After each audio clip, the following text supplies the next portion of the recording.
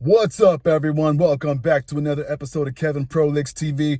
And boy, do I got one for you. But before we go on, make sure you like, comment, subscribe, and share. I'm trying to get to 100 subscribers before my 90-day period. Let's see if we can do it. Anyway, we got this one right here. I broke up with my girlfriend of 4 years, and what she admitted was absolutely damning.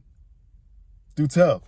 Anyway, so as the title says, I, a high libido male that's 27, ended my 4-year relationship with my girlfriend who's a low libido female and 26. Our dead bedroom was one of many issues. It was a big and ongoing thing I tried to address, but there were other reasons that had caused me to finally end it.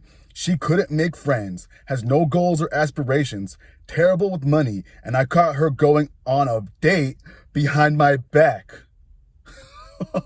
Wait a second. Holy moly, you're not even married? Oh boy. Continuing on. However, now that we are officially done, she made a startling admission.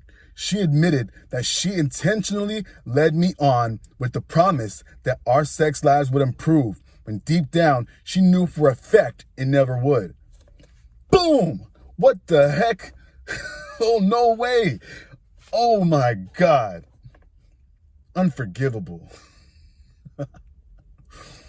I've been lurking this sub for a long time now, clinging to the hope that I would be one of the few success stories I've seen here.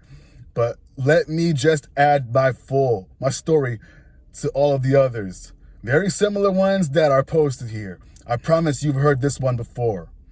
Sex was great at the start.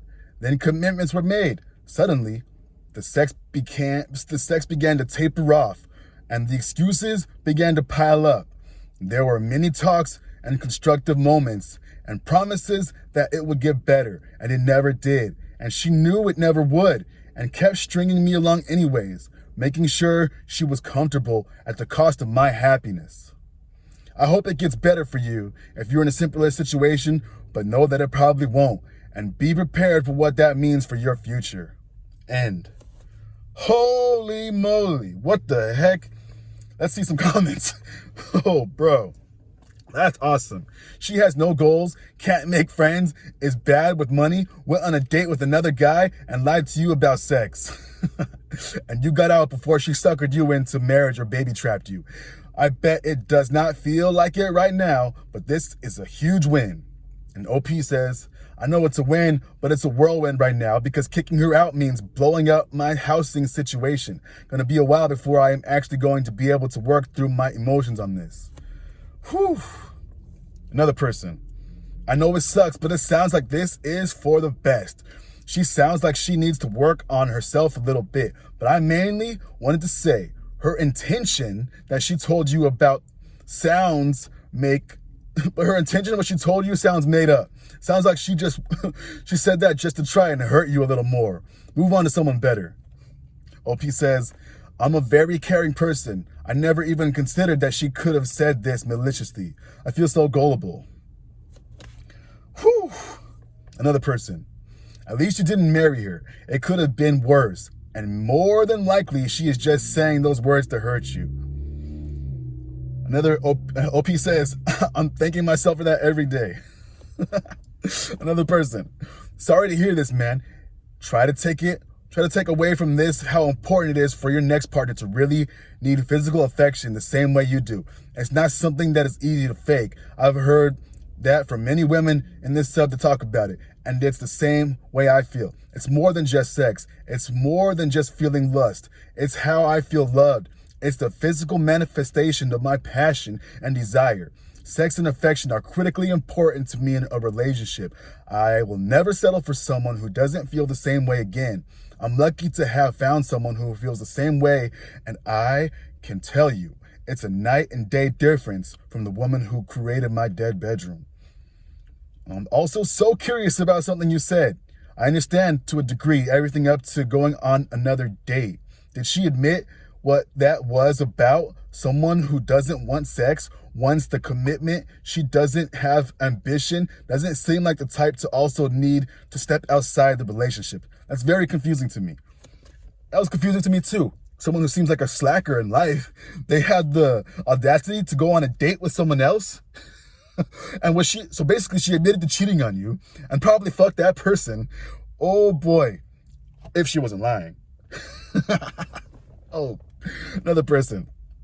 If there's one thing we should all tattoo on our foreheads, is that when someone promises the sex life will improve, it's probably never going to happen. I guess that's a little long for a head tattoo, but you got it. You get the picture. Yo, another person. I'd be curious to know how many people enter relationships like this. I don't want to be sexually active, but also understand they can't maintain a relationship without it. They should have just been honest with others and themselves and find people who don't want a highly active sex life. There's nothing wrong with that, but it's incredibly unfair to the people who don't know. Now, I said people because they said partners, but yo, sometimes this whole inclusive language, it just makes me laugh, yo. Another person says, it can improve. It depends on the quality of your partner. Two empathetic, honest people can find solutions. OP says, I sincerely hope that's true, but it definitely wasn't for me. All right, let's wrap this up with one more.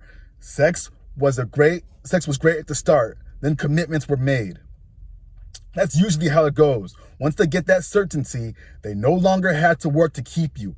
Uncertainty and the chance of you walking away without a care gets you constant bedroom action. Married couples had the least amount of sex compared to all other relationship types. Could you imagine marrying this chick? Move smarter next time, King. When your next girl inevitably asks you, what are we? Tell her you're still figuring things out. She'll work twice as hard to keep you around. Most women, not all. Good luck. And I think I'll stop it there. And I could attest to that too.